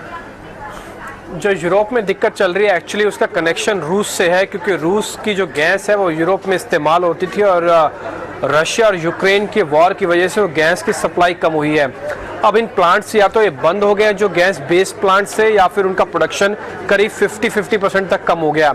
इससे क्या हुआ कि पूरा यूरोप और यूरोप से जुड़े हुए कई और देश और कई ऐसे प्रोडक्ट हैं उनमें थोड़ी उथल पुथल हुई है। मैं सिलसिलेवार तरीके से आपके सामने रखूंगा, लेकिन ये बात आपको अब अच्छे से लगी होगी पता कि रूस की जो गैस है उसने दिक्कत की है यूरोप में, और यूरोप की जो प्रॉब्लम्स हैं वो कैसे कैसे किसके लिए फायदा और किसके लिए नुकसान पहुंचेगी, एक सिलसिलेवार तरीके से आपके सामने पॉइंट रखता हूं। गैस की कीमतें पिछले 1 साल में करीब 4 गुना से ज्यादा बढ़ चुके हैं। हालांकि पिछले 2-3 दिन में नेचुरल गैस के प्राइसेस नीचे आए हैं, लेकिन उसके बावजूद भी ये 4 गुना से ज्यादा गैस के प्राइसेस बढ़े हैं, जो कि ट्रेडिंग भी होती है, वहाँ पे गैस की ट्रेडिंग भी है। अब किसको फायदा हो सकता है? रिन्यूएबल एनर्जीज वाली कंपनीज को बेनिफिट हो सकता है, जो ईपीसी कारोबार से जुड़ी है उन कंपनीज को बेनिफिट हो सकता है। इसके अलावा जो कंपोनेंट मैन्युफैक्चरर्स कर सकते हैं उनको बेनिफिट हो सकता है, जो खासकर सोलर से जुड़े हुए हैं। तो कौन कौन सी ऐसी कंपनीज हैं भारत के हिसाब से जिनका बेनिफिट हो सकता है कि यूरोप में अपना कारोबार बढ़ा सकती हैं, क्योंकि वहाँ पे तो एनर्जी का क्राइसिस है इस समय जो गैस बेस्ड है। उसमें आप वेबसोल इंजीनियरिंग, स्टर्लिंग, विल्सन, अदानी ग्रीन्स जिसके बारे में थोड़ी देर पहले चर्चा कर रहे थे, और टीडी पावर सिस्टम्स हैं जिसको फायदा मिल सकता है। आते हैं मेटल्स पे क्या होगा। अगर प्रोडक्शन काम कम होगा और प्रोडक्शन बंद होगा तो ज़्यादातर मेटल कंपनीज वहाँ की हैं वो बंद हो रही हैं, जैसे कि एल्यूमिनियम का बहुत हद तक का मेटल्स वहीं पर प्रोड्यूस होता था, स्टील का है, जिंक का है। लेकिन इन सारी कंपनीज का अब अगर वहाँ पे प्रोडक्शन कम हो रहा है तो भारत या फिर कुछ और ऐसे देश जिन पे यहाँ पे किसी तरह की कोई प्रॉब्लम नहीं चल रही है और प्रोडक्शन अपने पीक पे चल रहे हैं, तो उनको बेनिफिट हो सकता है। एक और दूसरा सेगमेंट है वो है केमिकल्स का। यहाँ पे डिस्टर्बेंस ज़्यादा है, क्योंकि यहाँ पे यूरोप की जो वेटेज थी या यूरोप का जो दबदबा था वो बहुत ज़्यादा था। आप इसी से अंदाजा लगा सकते हैं कि बासफ नाम की जो कंपनी है वो वर्ल्ड की बड़ी कंपनीज में से एक है जिसका बेस अब यूरोप में ही है, और अगर वहाँ पे प्रोडक्शन कम होता है, लेनेक्सेक्स एक और कंपनी है, अगर वहाँ पे प्रोडक्शन कम होता है तो भारत की जो केमिकल कंपनीज है उनको बेनिफिट हो सकते हैं जिनका एक्सपोर्ट्स यूरोप में काफ़ी ज़्यादा है। मैं उसमें से कुछ एक नाम आपके सामने रख रहा हूँ, जैसे कि दीपक नाइट्रेट है, इसके अलावा मेगमनी फिनकैम है जिसके बारे में बातचीत कर रहे थे, गुजरात फ्लोरोकेमिकल्स की बात है, अतुल लिमिटेड है। तो ये कुछ एक ऐसी कंपनीज हैं जहाँ पे जिनका बेनिफिट जो है आपको अब यूरोप के अब इस क्राइसिस का बेनिफिट इंडियन कंपनीज के तौर पर आएगा। एक और बात, एपीआई के हिसाब से भी यूरोप बहुत बड़ा एक हिस्सा था, क्योंकि यहाँ पे अगर आप देखें तो दुनिया का ये तीसरा सबसे बड़ा हिस्से में से एक है। तो जो एपीआई से जुड़ी हुई कंपनीज है कि वहाँ पे प्रोडक्शन डाउन है, एनर्जी चाहिए होता है, तो एनर्जी है नहीं वहाँ पे गैस बेस्ड, तो अगर फायदा भारत देश की कंपनीज को सकता है, क्योंकि हम तो ऑलरेडी वैसे भी सस्ते एपीआईज में हैं और हमारे यहाँ पे Hikal, IOL chemicals, Divi's, Solara active, ये कुछ एक वो कंपनीज हैं जो कि अच्छे बेनिफिट्स उठा सकती हैं। एक और चीज, जब गैस नहीं होगी तो आपको एनर्जी कहीं ना कहीं से फुलफिलमेंट करनी होगी, तो उसके लिए कोयले की मांग एकाएक इंटरनेशनल मार्केट में बढ़ सकती है। तो कोल इंडिया भारत की एक ऐसी कंपनी है जो कि बड़ी कंपनीज में से एक है विश्व की, तो उसको एक बेनिफिट यहाँ पे मिल सकता है। इसके अलावा यूरोप में जो मैन्युफैक्चरिंग है कुछ एक कंपनीज की, मैं उसके नाम भी आपके सामने लेके आ रहा हूँ, और इसका फायदा के साथ साथ कुछ नुकसान भी निकल के आएंगे। जैसे कि बालकृष्ण इंडस्ट्रीज, यहाँ पे 55% वो कंपनी यूरोप में देती है। अगर यूरोप का प्रोडक्शन कम है, वहाँ पे गाड़ियाँ कम बन रही हैं या फिर और कोई दिक्कत है, तो बालकृष्ण इंडस्ट्रीज को नेगेटिव हो सकता है। इसके लिए टाटा मोटर्स ऑल्दो काफ़ी अच्छा चल रहा है, लेकिन जेएलआर का बिजनेस जो इनकी बैलेंस शीट्स में करीब 25% यूरोप से ही आ रहा होता है, तो वहाँ पे अगर प्रोडक्शन कम होता है तो फिर थोड़ी दिक्कत आ सकती है। ये कुछ एक नेगेटिव वाला हिस्सा भी है। और लास्ट में आईटी कंपनीज के बारे में जिक्र जरूर करूंगा, क्योंकि टोटल बैलेंस शीट जो आईटी कंपनीज के एक्सपोर्ट्स फ्रंट पे है उसमें यूएस के बाद जो सबसे बड़ा कंपोनेंट है जो 25 से 30% बनता है वो यूरोप है। अगर वहाँ पे दिक्कत है, वहाँ पे प्रोडक्शन कम है, वहाँ पे इकोनॉमी में थोड़ा डिस्टर्बेंस है, तो इन आईटी कंपनीज को एक डबल प्रॉब्लम आ रही है, एक तो यूएस से और दूसरा यूरोप से, क्योंकि वहाँ पे भी रिसेशन की चिंता है और यूरोप एक नई प्रॉब्लम्स उनके लिए खड़ा हुआ है। तो इसलिए आईटी कंपनीज में थोड़ा संभल कर और बहुत ही सिलेक्टिव होकर ट्रेड करने की समय जरूरत है। बिल्कुल, चलिए ठीक है। तो ये एक अच्छी खासी रिसर्च जो लेकर आया दिव्या मारले कि कौन सी कंपनियों को फायदा और कौन सी कंपनियों को नुकसान होने की यहाँ बात की जा रही है। सभी सेक्टर्स पर उन्होंने अपना एक रिसर्च भी रिपोर्ट हमसे शेयर की। शुक्रिया जम्पी ये सारी जानकारी के लिए। टायर स्टॉक्स की बात हो रही है, अपोलो टायर लगातार सर्च पे। एक और स्टॉक है जिसकी तरफ बात करना चाहेंगे और वो स्टॉक है एमआरएफ का। भारत की क्योंकि सबसे बड़ी टायर कंपनी है और अब ये स्टॉक 1 लाख की तरफ बढ़ रहा है। सिर्फ 11 रुपए से इसकी शुरुआत हुई थी 30 साल पहले की, हालांकि हम बात कर रहे हैं, लेकिन अब 1 लाख का जब स्टॉक होने वाला है तो इस शेयर की इस पूरी जर्नी को एक खास रिसर्च में जरूर लेकर आई है सृष्टि एमआर तक। सृष्टि की वो रिपोर्ट पहले देख लेते हैं। जी हाँ, सबसे पहले अगर हम देखें तो एमआरएफ की बेहतरीन जर्नी रही है, बहुत ही बेहतरीन, ये मल्टी बैगर साबित हुआ है। 1993 में 11 रुपए पे स्टॉक की लिस्टिंग हुई थी, उस दिन ये भाव देखने को मिला था और उसके बाद एक जबरदस्त रनअप इसमें हमने देखा है। इंडियन मार्केट्स में बात करें तो एक वो लौता काउंटर जो कि सबसे महंगे वैल्यू के लिहाज से एक शेयर अगर हम देखेंगे तो वो है एमआरएफ। हाल फिलहाल जो है हमने देखा है कि एमआरएफ तेजी में जरूर आया है पूरे टायर स्पेस के साथ साथ, और पहले इसकी जर्नी की अगर हम बात करें तो इसमें सबसे जबरदस्त तेजी हमने 2009 से लेकर 2019 के बीच में देखी है, जहां पे कंपनी ने 3000 से भी ज्यादा का रिटर्न जो है अपने इन्वेस्टर्स को दिया है और कई सारे इन्वेस्टर्स 1 लाख का जी हां जरूर वेट कर रहे हैं। अब अगर कुछ ट्रिगर्स की बात करें कि क्यों एमआरएफ को इतनी अच्छी वैल्यूएशंस मिलती हैं, तो इसका एकमात्र फैक्टर ये है कि कंपनी मार्केट लीडर है पूरे टायर स्पेस में, 25% से भी ज्यादा का मार्केट शेयर होल्ड करती है और इसके मार्जिन्स भी अगर अन्य कंपनीज के मुकाबले देखें तो प्रीमियम पे ही पाए जाते हैं। इसके अलावा अगर कोई सवाल पूछे कि क्यों एमआरएफ का स्टॉक इतने महंगे वैल्यू पे देखने को मिलता है, तो आज तक कंपनी ने कोई भी स्टॉक स्प्लिट नहीं किया और वो एक लौता कारण है एमआरएफ का इतना महंगा होने के लिए। अब अगर हम आने वाले ट्रिगर्स की बात करें, क्योंकि एमआरएफ 2 व्हीलर और साथ ही ट्रक सेगमेंट में जो है लीडर है ये दोनों ही मार्केट्स में, तो कहीं ना कहीं ये दो सेगमेंट्स थोड़े से पिछड़ते हुए नजर आए थे, पर अब सीवी साइकिल जिस तरीके से ऊपर आ रही है इसका फायदा एमआरएफ को होगा और 2 व्हीलर में भी अच्छी रिकवरी की उम्मीद है। ऐसा फाडा जैसी इंस्टीट्यूट भी अपना भरोसा जता रहे हैं, तो इसको लेकर एमआरएफ भी फोकस में है। इसके अलावा अगर हम देखें एमआरएफ की और कुछ वजहें, तो यहाँ पे कंपनी जो रॉ मटेरियल प्राइसेस हैं पूरी टायर इंडस्ट्री के लिए वो फेवरेबल होते हुए नजर आ रहे हैं। नेचुरल रबर और क्रूड ऑयल प्राइसेस काफी ज्यादा थे जो कि Q1 FY23 के मुकाबले अब अगर हम देखेंगे तो 30% से भी ज्यादा की वहां पे गिरावट हो गई है, तो कंपनी अपने मार्जिन्स में इसका एक पॉजिटिव फैक्टर भी ला सकती है। ऑल टाइम हाई से अभी भी काफी दूर है, 98,000 से ऊपर का एक ऑल टाइम हाई था, हो सकता है स्टॉक वहां तक जाए, पर कहीं ना कहीं 1 लाख का भी इंतजार हमारे इन्वेस्टर्स को जरूर है इस पे। आप तो बहुत बहुत शुक्रिया सृष्टि, ये खास रिपोर्ट और ये जर्नी हमें व्यूअर्स को एक बार फिर से समझाने के लिए बहुत बहुत शुक्रिया आपका। चलिए आप कुछ BTST ट्रेड्स भी ले लेते हैं, क्योंकि मार्केट में अच्छी खासी तेजी है, 17,800 के ऊपर है। क्या ये बाइंग मोमेंटम कल के लिए भी बॉट करना चाहिए? क्या यहाँ पे सिर्फ BTST के ट्रेड्स होंगे आपकी तरफ से राजेश? डेफिनेटली तो स्टॉक मार्केट का स्ट्रक्चर तो पॉजिटिव है और बिल्कुल BTST ट्रेड ही यहाँ पे हम कैरी करने की सलाह देंगे। तो जो स्टॉक हमने ओपनिंग में डिस्कस किए थे वो स्टॉक्स तो ऑलरेडी हमारे बाइंग रडार में है। अब यहाँ पे फार्मा स्पेस से हम सिप्ला पे भी बाय करने की सलाह देंगे। ये स्टॉक भी हमें काफी अट्रैक्टिव लग रहा है, जिस तरीके से सिप्ला में आज अपने प्रीवियस स्विंग हाई का यहाँ पे ब्रेकआउट होते हुए दिख रहा है। वीकली चार्ट पे देखे तो एक वी शेप रिकवरी बन रही, तो हमें लगता है सिप्ला में यहाँ पे एक अच्छा मोमेंटम आते हुए दिख सकता है। अपसाइड के टारगेट हम प्रोजेक्ट कर रहे हैं, करीब आना चाहिए 1130 तक की अपसाइड यहाँ पे आते हुए दिख सकती है। स्टॉप लॉस होगा 1170 के आसपास। जो दूसरा स्टॉक यहाँ पे हमें अट्रैक्टिव लग रहा है वो बैंकिंग एंड फाइनेंशियल से, उसमें हम ICICI बैंक पे यहाँ पे बाय करने की सलाह देंगे। हालांकि स्टॉक ऊपर से थोड़ा सा यहाँ पे करेक्ट जरूर हुआ, लेकिन अभी भी जिस तरीके से इसके डेटा बने हुए हमें लगता है ये स्टॉक एक अच्छा मोमेंटम कल के सेशन में भी कंटिन्यू कर सकता है। तो यहाँ पे 940 तक के अपसाइड के टारगेट हम सजेस्ट करेंगे और स्टॉप लॉस रखेंगे करीब 903 के आसपास। ठीक है, तो बैंकिंग स्टॉक्स की परफॉर्मेंस जारी रह सकते हैं। ICICI बैंक पिक किया आपने, और साथ ही फार्मा स्पेस में क्योंकि हम अच्छी बाइंग आउट देख रहे हैं आज, चाहे फार्मा हो, हॉस्पिटल हो, डायग्नोस्टिक हो, इसलिए आप फार्मा स्पेस से यहाँ पर इनफैक्ट आप ट्रेडिंग कॉल भी यहाँ पर डिविस लैब पर राजेश ने दी थी, और अब कैरी फॉरवर्ड ट्रेड में भी वो BTST ट्रेड में भी वो फार्मा स्पेस को चूज करें। ध्वनि, आप क्या देंगे BTST ट्रेड्स यहाँ से? क्या आप सीमेंट पैक या टायर स्पेस जैसा कोई काउंटर चूज करना चाहती हैं या फिर बैंक्स? मेरी पिक थोड़ी यहाँ पे आउट ऑफ द बॉक्स है। मैं चंबल फर्टिलाइजर्स को यहाँ पे BTST के लिए चूज कर रही हूँ, क्योंकि यहाँ पे करंटली जो यहाँ पे स्टॉक क्लोज कर रहा है तो वो दोनों 50 और 200 मूविंग एवरेजेस के ऊपर कर रहा है। इंट्राडे में हम देख रहे हैं तो यहाँ पे अभी जस्ट लास्ट यहाँ पे हमें लास्ट 1.5 घंटे में एक बहुत ही अच्छी अपमूव देखने को मिली है। तो करंट लेवल से चंबल फर्टिलाइजर में यहाँ पे बाय का एक्शन बन रहा है, और इसका ऑप्शन डेटा भी अगर मैं देख रही हूँ तो वहां पे 370 के यहाँ पे अब कॉल ऑप्शंस में राइटिंग हो रही है, तो यहाँ से अभी अपसाइड का मोमेंटम इसमें और बाकी है। ऊपर की तरफ 370 तक के जो फर्स्ट टारगेट्स बन रहे हैं और नीचे जो स्टॉप लॉस मेंटेन करनी रहेगी, तो इसमें हम नीचे की तरफ में या एक 348 का स्टॉप लॉस लेके चलेंगे। राजेश जी, आज की निफ्टी की क्लोजिंग अगर मान लो 17,800 पे ही होती है तो आप इससे सेटिस्फाइड हैं और आप इतना कॉन्फिडेंस रखते हैं कि तेजी के सौदों को ज्यादातर को बीटीएसटी करके जाएं?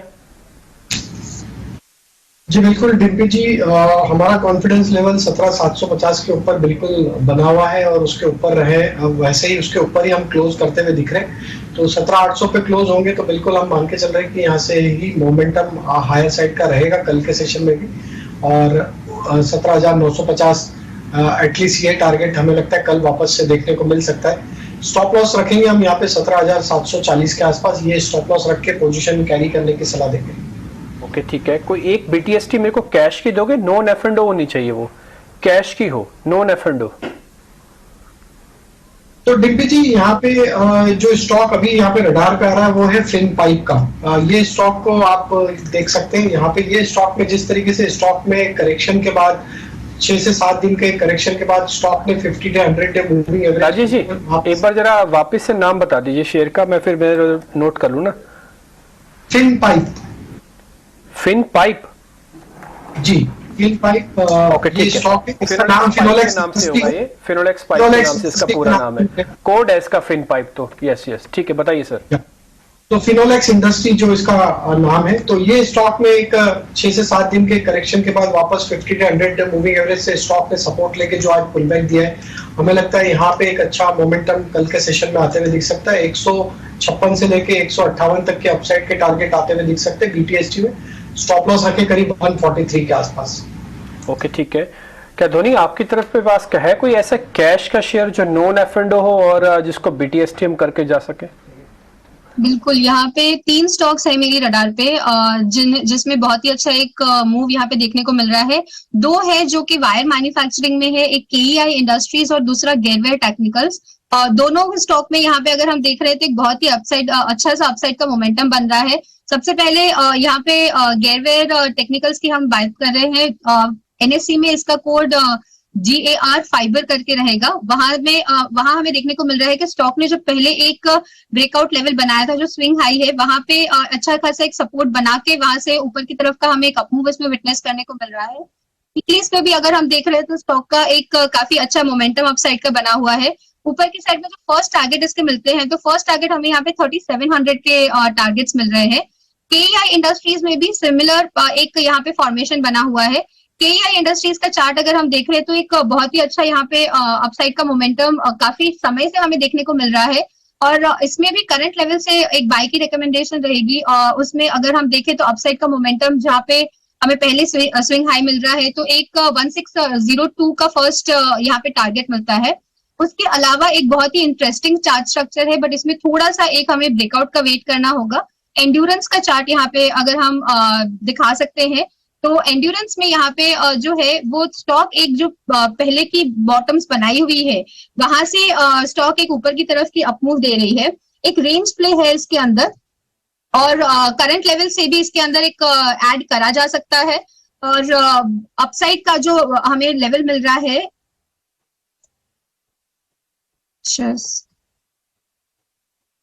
इसमें अपसाइड का जो हमें लेवल यहाँ पे मिल रहा है तो 1548 इसकी यहाँ पे रेंज की अपसाइड बन रही है, तो वहां तक का एक टारगेट लेके चल सकते हैं। करंट प्राइस 1460 की है और नीचे जो स्टॉप लॉस रहेगा तो स्टॉप लॉस इसमें काफी छोटा रह रहा है हमारा, यहाँ पे 1400 का स्टॉप लॉस मेंटेन करना रहेगा। ओके ठीक है, 3 शेयर आपने बता दी। वैसे एक शेयर में आपसे कन्विक्शन वाला पूछूं तो वो कौन सा है? कन्विक्शन के हिसाब से अगर आप मुझे पूछ रहे तो एंड्योरेंस का यहाँ पे चार्ट मुझे बहुत ही अच्छा लग रहा है क्योंकि एक रेंज प्ले है यहाँ पे और नीचे की तरफ में जो हमारा रिस्क रिवॉर्ड बन रहा है वो काफी एक फेवरेबल पोजीशन पे बन रहा है, तो एंड्योरेंस को मैं पहला यहाँ पे प्रेफरेंस देना चाहूंगी। एक और शेयर है जो लास्ट में चलते चलते सबकी निगाहें अपनी तरफ कर रहा है, वो है रेणुका शुगर। एक बार जरा रेणुका शुगर के आप चार्ट दिखा सकते हैं राजेश जी? एक बार जरा रेणुका शुगर देखिए, ये क्या हो गया एकदम से 50 रुपए का शेयर सीधा 55।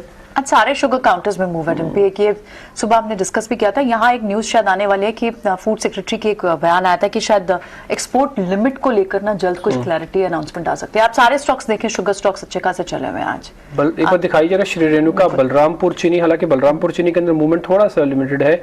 एक बार धामपुर और चेक कर लेते हैं, धामपुर शुगर यही टिपिकली पहले उठाए जाते हैं। और इनफैक्ट प्राज भी आप देखें तो प्राज इंडस्ट्रीज एथेनॉल से जुड़ा हुआ शेयर है ये। प्राज इंडस्ट्रीज के अंदर भी एक बार मूव देख लेते हैं। प्राज इंडस्ट्रीज पर दिखाई, प्राज इंडस्ट्रीज हाँ, जो ज्यादातर शुगर और शुगर से जुड़ी हुई कंपनीज जो है मूवमेंट दिखा रही है। राजेश जी कुछ रखना है इसमें, बीटीएसटी करना है? तो आपने कंडीशनल पूछा था कैश सेगमेंट में, अदरवाइज आप तो बलरामपुर चीनी पे ही फोकस था उस समय मेरा। लेकिन बिल्कुल कहीं ना कहीं ऐसा लग रहा है कि शुगर। राजेश जी सुनिए मेरी बात एक बार, आपको करते हैं सारे बंधनों से मुक्त, छोड़ दीजिए एफएनओ की लालच और छोड़ दीजिए कैश का प्यार। अब आप जो बताएंगे हम वो स्वीकार कर लेंगे। आप बताइए तो सही, हम बैठे इस तरफ आपका स्वीकार करने के लिए प्यार। तो 380 का कॉल ऑप्शन में बाय करने की सलाह दूंगा बलरामपुर चीनी में, क्योंकि ये जो मोमेंट बना है और स्पेशली लास्ट 15 मिनट में जो शुगर स्पेस में मोमेंटम देखने को मिला है, तो उसको मेजरेबल अगर हम देखें तो बलरामपुर चीनी में काफी बड़ा ओपन इंटरेस्ट यहाँ पे ऐड होते हुए दिखा है लास्ट 15-20 मिनट में। अगर फ्यूचर में देखें और एज वेल एज कॉल के डेटा में भी देखें तो 380 का कॉल ऑप्शन बीटीएसटी करें। 12 रुपए 30 पैसे के आसपास ट्रेड करना है, स्टॉप लॉस रखे करीब 9 रुपए का। और टारगेट हमें लगता है जिस तरीके से शुगर स्पेस में बाइंग हुआ है, बलरामपुर चीनी में जो एडिशन देखने को मिले, ये स्टॉक में आना चाहिए। टारगेट इस ऑप्शन के करीब 17 रुपए से 19 रुपए तक के। इसके अलावा कुछ एक और शेयर्स भी लिस्ट में आ रहे हैं जहां पर क्या बीटीएसटी करना चाहिए कि नहीं, एक बार और समझ लेते हैं। अदानी, अच्छा सर टीसीएस, अभी इन्फोसिस आ गया लाल निशान में, एक बार जरा आप इन्फोसिस दिखाइए। मेरी बस यही चिंता थी कि आईटी के शेयर चलते ना, ये ट्रस्ट ही ला पा रहे हैं, चलते चलते फिर से टूट गया इन्फोसिस और ये लाल निशान में आ गया। अब आप देख रहे होंगे बकायदा 3 रुपए नीचे। आज दिन भर इसने मेंटेन रखा, लेकिन सेकेंड हाफ में प्रॉफिट बुकिंग पर्टिकुलरली कमजोर शेयर को हिट करती है, तो ये कमजोर है इसलिए इसको हिट किया। जब बीमार शेयर है, जैसे थोड़े पे वायरस आता है टूट जाता है। सर आपका तो पसंदीदा टीसीएस है ना, एक मेरे को राजेश जी एक मिड कैप कैटेगरी के शेयर बता सकते हैं जहां पे आपको थोड़ी पावर दम दिखता हो कि हाँ ये कोई खास दिक्कत नहीं करेगा? आप आईटी में पूछ रहे हैं? आईटी में, मिड कैप में आईटी। तो डिम्पी जी मुझे लगता है एनटीटीएस पे फोकस रखें, वो काफी अच्छा स्टॉक है यहाँ पे। और एक काफी समय से स्टॉक 3300 3400 के आसपास ही मल्टीपल टाइम यहाँ से बाउंस बैक दिया है। और अब जो आज इंट्राडे बाउंस के बाद वापस थोड़ा सा करेक्शन मिला, तो LTTS L&T technology and services, ये स्टॉक को बाय करना चाहिए यहाँ पे करंट लेवल पे 3350। काफी अच्छा रिस्क टू रिवॉर्ड यहाँ से बन रहा है। और हमें लगता है अगर आईटी में मूवमेंट आएगा तो एलटीटीएस में एक अच्छा यहाँ से फॉलो बाइंग बनेगा। तो 3350 के स्टॉप लॉस से एलटीटीएस हम यहाँ पे बाय करने की सलाह देंगे। और हम यहाँ पे बुलिश हैं इस स्टॉक पे, एक्सपेक्ट करें पोजिशनली तो हम यहाँ पे काफी बड़े टारगेट प्रोजेक्ट करें। लेकिन अभी जिस तरीके से आईटी में थोड़ा प्रेशर है, तो हो सकता है थोड़ा यहाँ पे अपॉर्चुनिटी मिले लोअर साइड पे बाय करने की। तो बाय ऑन डिप्स की स्ट्रेटेजी यहाँ पे इस स्टॉक पे, और अपसाइड में अभी ट्रेडिंग टारगेट 3500 तक हम यहाँ पे एक्सपेक्ट कर रहे हैं। एक दो शेयर और भी ऐसे हैं जिनको एसटीबीटी के पॉइंट ऑफ व्यू से जरूर देखना चाहिए। मार्केट में अपने दोनों विंग्स को आप ओपन रखें, ऐसा नहीं कि सिर्फ तेजी का बाजार है, कई बार ऊपरी स्तर से जब मंदा दिखता है तो वो भी नोटिस करना चाहिए। जैसे आज आपको मंदा दिखेगा आईओसी के अंदर, एक बार इंडियन ऑयल कॉर्पोरेशन का चार्ट दिखाइए आईओसी। इसके अलावा आप दिखा सकते हैं हेवल्स, डेज लो पे होना चाहिए। इसके अलावा आप दिखा सकते हैं डेल्टा कॉप, जब से इनका अनाउंसमेंट आया कि दमन वाला इनको वो नहीं मिला, ये भी डेज लो पे होना चाहिए Delta Corp. F and ban में इसलिए मैं इसकी ज़्यादा चर्चा नहीं कर रहा, लेकिन ये डेज लो पे। एक मैं आपको और शेयर दिखाता हूँ, गोदरेज प्रॉपर्टीज, ये भी डे लो पे होना चाहिए आज शेयर, क्योंकि ये भी वो सभी शेयर्स हैं जिनके आज ओपनिंग तो ठीक थी लेकिन आज क्लोजिंग उतनी ठीक नहीं हो रही है। इसमें से जरा हेवल्स एक बार जरा चेक करके बताइए धोनी, हेवल्स के अंदर क्या कोई एसटीबीटी कंटिन्यू कर जाए जिसने शॉर्ट किया आज या सेकेंड हाफ में शॉर्ट किया है?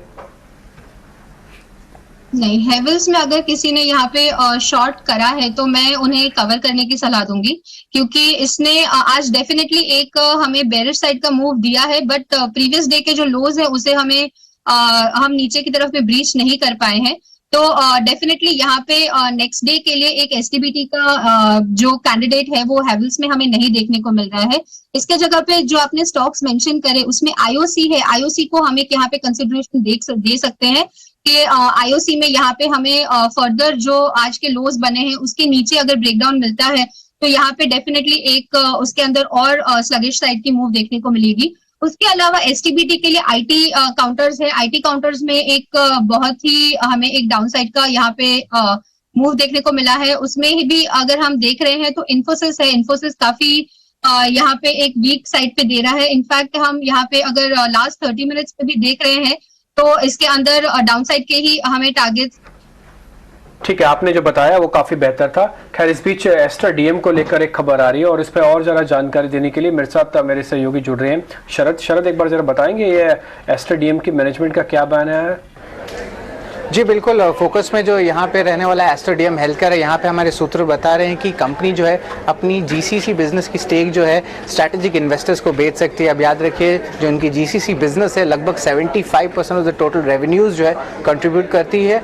और खास जो है 18 और स्वदेश को जो है मैनेजमेंट ने कहा है कि वो इवेलुएट कर रहे हैं अपने स्ट्रैटेजीज और अपॉर्चुनिटी, स्पेशली जो गल्फ की बिजनेस है, जीसीसी बिजनेस कहते हैं, खाड़ी की बिजनेस, जहाँ पे अनलॉक वैल्यू कर सकते हैं इन्वेस्टर्स के लिए। और इसके अलावा दो इंपॉर्टेंट बात उन्होंने ये भी कहा है कि फ्रेश फंड इन्फ्यूजन आ सकता है उनके जीसीसी बिजनेस के लिए और वो डिमर्ज भी कर सकते हैं जीसीसी बिजनेस को। तो ऑफ कोर्स इस पे जो है पूरी इंपॉर्टेंट फोकस रहने वाली है। हालांकि उन्होंने पूरी तरह कंप्लीटली मेंशन किया कि वो कंप्लीट एग्जिट नाइदर आपके इंडिया बिजनेस या जीसीसी बिजनेस में करने वाले हैं। अब इसके अलावा जो है ऑफ कोर्स वैल्यूएशंस के बारे में बात करें तो और लगभग आप कह सकते हैं 40% वैल्यूएशंस इंडिया को जाता है और 60% वैल्यूएशंस गल्फ के बिजनेस को जाता है।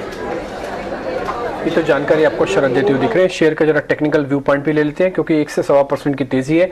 एस्टर डीएम का चार्ट एक बार दिखाएं स्क्रीन पर आप। शरद आपको खबर बता रहे थे, चार्ट आपको देख के बताएंगे राजेश जी देख के बताइए एस्टर डीएम।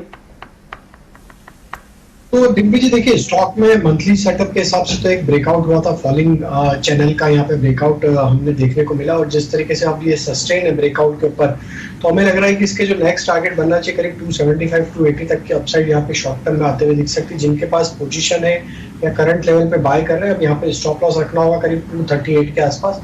तो स्टॉक में short term medium term setup के हिसाब से एक ब्रेकआउट जरूर बना है, तो हमें लगता है कि यहाँ मोमेंटम कंटिन्यू होते हुए दिख सकता है। 280 तक की अपसाइड की जगह यहाँ पे हमें लगता है शॉर्ट टर्म में ही आते हुए दिख सकती है।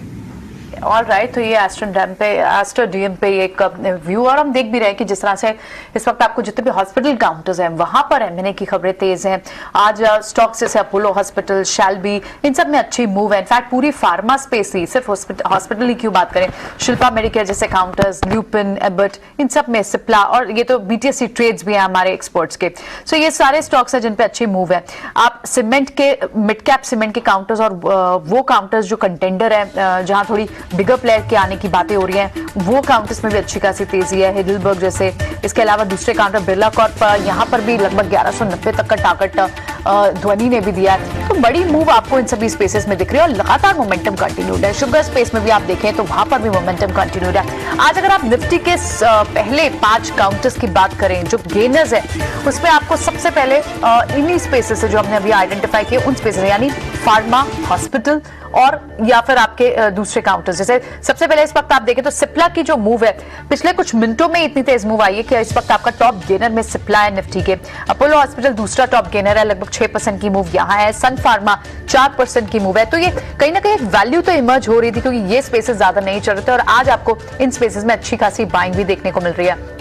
इसके अलावा जो दूसरे काउंटर डॉक्टर रेड्डी जैसे काउंटर, इंडसइंड बैंक की मूव लगातार 1000 के ऊपर से तेज चल रही है और आज भी 3% लगभग 1260 के आसपास यहाँ ये क्लोजिंग, उसके ऊपर ही क्लोजिंग देने की तैयारी करते हुए दिखाई दे रहा है। और फिर से आपको एक आज बाइंग का मोमेंटम आपको ऑटो स्टॉक्स में भी फिर से देखने को मिला। मारुति तो चल रहा था लेकिन हीरो मोटोकॉर्प हो, टू व्हीलर सेगमेंट जो थे उनमें मूव फिलहाल नहीं दिख रही है, थोड़ी सी ब्रीदर ले रहे थे, लेकिन आज फिर से हीरो मोटोकॉर्प जैसे स्टॉक्स में अच्छी खासी मूव है। टाटा मोटर्स 2% से ज्यादा तेज है। इनफैक्ट कुछ दूसरे काउंटर कंज्यूमर स्टॉक्स हैं जिनमें भी अच्छी मूव है।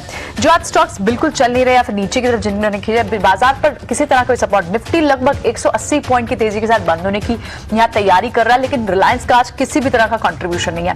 अगर मूवर नहीं है तो चलिए ड्रैगर भी नहीं है, लेकिन बड़ी परफॉर्मेंस जो है आज भी आउट परफॉर्मेंस जो है वो बैंकिंग स्टॉक से देखने को मिल रही है, जिसमें क्लियरली इंडसइंड बैंक जो है वो लीड करता हुआ दिखाई दे रहा है। टॉप गेनर बैंकिंग स्पेस में अगर आप देखें तो इंडसइंड बैंक प्राइवेट स्पेस से आपको आरबीएल बैंक जैसे और आईसीआईसीआई बैंक में तो हम अभी एक बीटीएसटी ट्रेड भी यहाँ पर हमने व्यूअर्स को दिया है। इसी तरह से आप मिड कैप स्पेस में भी बात करें तो वहां पर भी जो बड़ी मूव्स है इन स्पेसेस से मेजर ली है। क्रॉम्पटन ग्रीव्स वहां पर आप देखेंगे लगभग 6% की मूव है। टीवीएस मोटर्स 5-5.5% की तेजी के साथ है। अब आपको ऑटो एंसिलरी के वो स्टॉक्स जो है भारत फोर्ज जैसे काउंटर्स इनमें भी मूव देखने को मिल रही है और दूसरे कुछ और काउंटर्स है वरुण बेवरेजेस, पेज इंडस्ट्री, यहाँ पर भी आपको अच्छी मूव देखने को मिल रही है। एफएनओ स्पेस में भी आप बात करें तो इन स्पेसेस से, सीमेंट स्पेस से, फार्मा स्पेस से, हॉस्पिटल स्पेस से आपको पहले 5-10 काउंटर्स में तेजी दिखेगी। अपोलो हॉस्पिटल, सिप्ला, M6 में मूव इंटैक्ट है लगभग 5% की तेजी के साथ। आज अभी भी शॉर्ट्स अच्छे कवर हो रहे हैं, यहाँ दिख रहा है शॉर्ट कवरिंग का स्ट्रॉन्ग कैंडिडेट निकल कर आज ही आया। टीवीएस मोटर हो, क्रॉम्पटन हो, रेन इंडस्ट्रीज, इसमें दोनों स्पेशलिटी केमिकल, सीमेंट दोनों का ट्रिगर होता है और आज भी एक एफएनओ गेनर भी है। शॉर्ट कहाँ आज बिल्टअप हुआ है? शॉर्ट बिल्टअप क्लियरली जब सुबह बाजार जब खुले थे तो लग रहा था शायद कि आईटी से एक अच्छा पुल बैक आएगा। आईटी स्टॉक्स तेज भी थे, large cap IT, mid cap IT में बाइंग आउट दिख रहा था, लेकिन वो फ्रिजल आउट हुआ जो लगातार हम देखते हैं टेक्नोलॉजी स्टॉक्स में आप ये मूव सस्टेन होते ही नहीं है।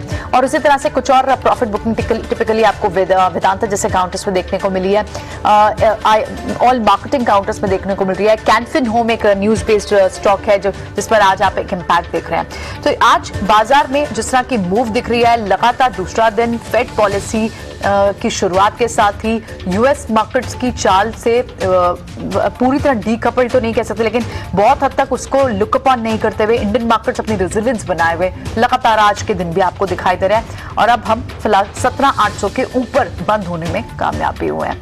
तो फिलहाल आज की मूव सुपर्ब मूव देखने को मिली है। स्ट्रॉन्ग सेगमेंट्स और स्ट्रॉन्ग दिख रहे हैं और उनमें बाइंग लगातार जारी है।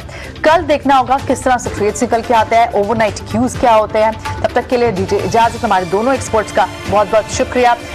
राजेश आपका शुक्रिया, ध्वनि आपका शुक्रिया, आपने कई सारी कॉल्स हमारे व्यूअर्स के लिए आइडेंटिफाई की। कल फिर होगी आपसे मुलाकात।